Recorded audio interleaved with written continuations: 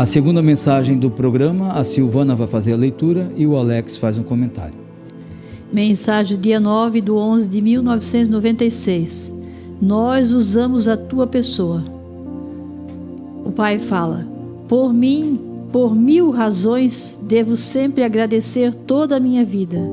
Deus em primeiro lugar e junto Nossa Senhora por ter dado, através dos meus pais, a minha vida nesta terra, para vos servir. Prêmio igual a este não vejo outro maior. Obrigado, Senhor Jesus, e aos meus pais que já estão aí com o Senhor. Amém. Cautelosamente surge dentro de ti as palavras que só eu e minha mãe podemos compreender. Neste momento, nós dois usamos a tua pessoa, meu filho, pelo modo simples que tens. Outro se orgulharia de tantas escritas que já passaram pelas tuas mãos. Por isso sei a quem devo confiar os meus assuntos. Um homem, para ser chamado verdadeiramente um profeta, tem que ter, em primeiro lugar, obediência. Em segundo, humildade. Em terceiro, coragem. Em quarto, amor, muito amor. Em quinto, a fé. Em sexto, hombridade. Em sétimo, perseverança. Veja que todos estes dons tu tens, meu filho. Chamam-se dons divinos. Bento, filho amado, o pecado que tu fazes é dispensável diante de mim, porque não há ninguém nesse mundo que esteja livre dele. Todos vêm com o pecado original, pois isto é da vida. Não é por aí que se perde uma pessoa. O que leva à perda de uma alma é o ódio, a vingança, o egoísmo, o prazer descontrolado do sexo, a ganância, o crime. Isto é que leva uma pessoa para o inferno. Veja, meu filho, que eu perdoei até um ladrão que teve compaixão de mim na cruz. Ele não está morto, está vivo, porque eu sou Deus de Abraão, de Jacó, de Elias, de Moisés.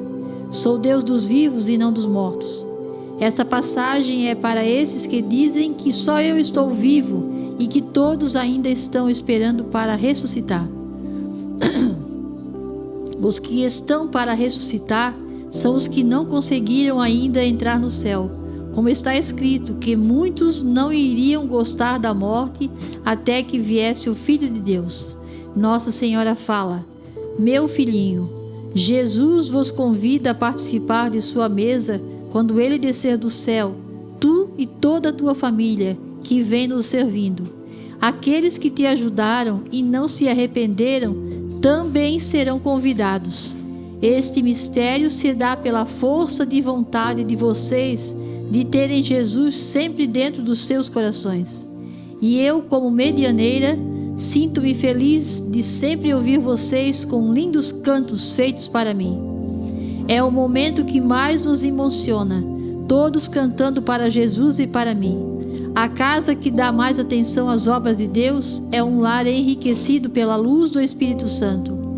Quem alcançar esta graça, como vocês, meus filhinhos, com o que vem fazendo, jamais terão tristeza em sua vida, porque seu coração é como uma bola de cristal, toda iluminada, que reflete várias cores.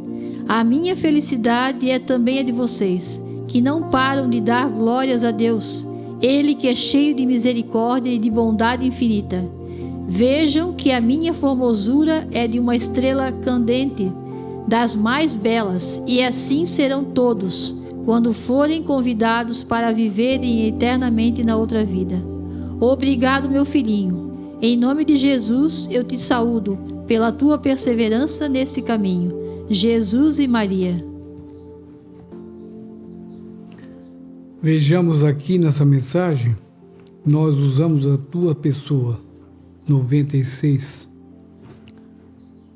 Os predicados que precisamos, ou que se precisa para ser um autêntico profeta. O que é que Jesus aqui fala? Mostra para o Pai que o Pai, por que ele escolheu o Pai? Bento da Conceição. Porque ele viu ali naquele ser humano tudo o que precisava.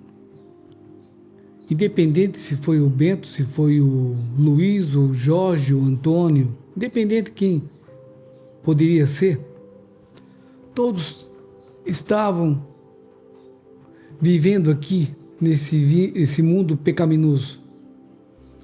Então Deus faz dá uma peneirada, assim eu imagino, e vai preparando aquele ser humano para fazer um trabalho tão digno como foi esse do profeta. Acho que foi hoje de manhã mesmo, eu estava falando com a minha esposa. A gente volta e meia fica pensando, lembrando do pai. Como o pai era especial. Fica até meio óbvio falar sendo filho, como qualquer um dos meus irmãos. Mas a gente começa a pensar na vida dele, ele realmente tinha algo a mais. Para começar, para deixar 9 filhos, todos eles unidos, todos eles visando o mesmo caminho, um com uma dificuldade aqui, outro com uma dificuldade lá. A gente tem divergência em certos aspectos, isso é normal, somos seres humanos. Mas olha que deixar 9 filhos unidos no mesmo caminho é uma tarefa árdua, difícil. Eu diria até quase impossível, se não tiver a presença de Deus. Se o pai tivesse partido desse mundo, tivesse deixado uma empresa de muito sucesso, de muito dinheiro, com certeza nós não teríamos essa união. Porque o dinheiro nos afasta, mostra o egoísmo, mostra as diferenças, mostra a desonestidade de cada um. Mas o caminho de Deus não. É bem o contrário. Ele aproxima, ele nos fortifica. É essa a impressão que eu tenho. Que pode o mundo acabar, mas a nossa união vai ser eterna. E eu acho que isso só se consegue quando é uma pessoa que é iluminada por Deus realmente. Jesus aqui comenta: meu filho, pelo simples modo que tens, outro se orgulharia de tantas escritas que já passaram pelas tuas mãos. E é a pura verdade. Às vezes eu me pego com uma certa vaidade, principalmente quando a gente recebe um elogio de qualquer maneira, a gente já fica com o ego suspenso por pequenas coisas. E o pai não tinha esse problema. Eu acho que o pai era vaidoso na época que ele precisava ser vaidoso, na época que ele tocava. A profissão dele exigia isso dele. Então ele tinha uma certa vaidade. Depois de ter sido chamado, não lembro mais, daquele Aristo, que ainda está muito forte na minha cabeça. Jesus continua aqui. Por isso, sei a quem devo confiar os meus assuntos. Um homem, para ser chamado verdadeiramente um profeta, tem que ter, em primeiro lugar, obediência. Isso o pai foi extremamente obediente, desde o primeiro momento. Em segundo lugar, humildade. O pai era uma pessoa humilde, acabei de dizer. Não tinha orgulho de nada. Pessoa simples. Em terceiro lugar, coragem. Eu, perto dele, sou um baita de um covarde. Porque o pai não tinha medo de ninguém, podia estar na frente do prefeito, governador, do papa, do bispo. Ele falava o que tinha que falar e pronto. Se gostou, gostou. Se não gostou, coma menos. Então, essas qualidades Deus viu nesse ser humano. Em quarto lugar, amor. Muito amor. Em quinto, a fé. E em sexto, a hombridade. Em sétimo, perseverança. Veja que todos esses dons tu tens, meu filho. chama-se dons divinos. Quem o conheceu pessoalmente ou através de um vídeo, tem como contestar a fé desse homem? Tem como contestar o amor que ele tinha pelo ser humano?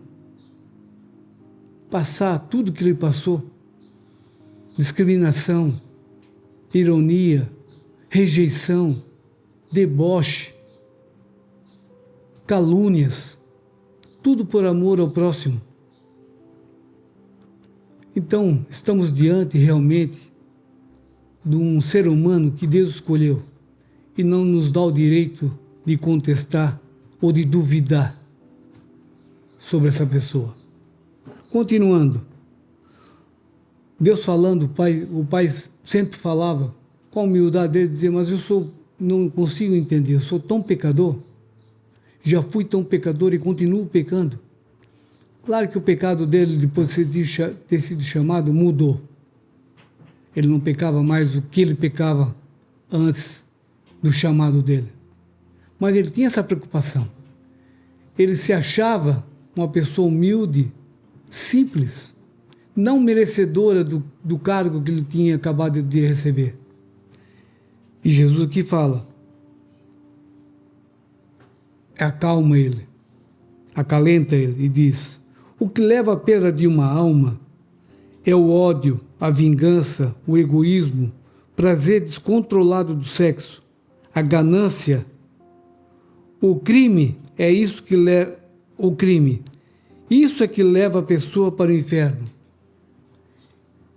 E essas coisas que Deus citou aqui, esses crimes, esses pecados, o Pai tinha abolido todos eles. O Pai muitos ele não cometeu, mas alguns que cita aqui, ele já tinha abolido.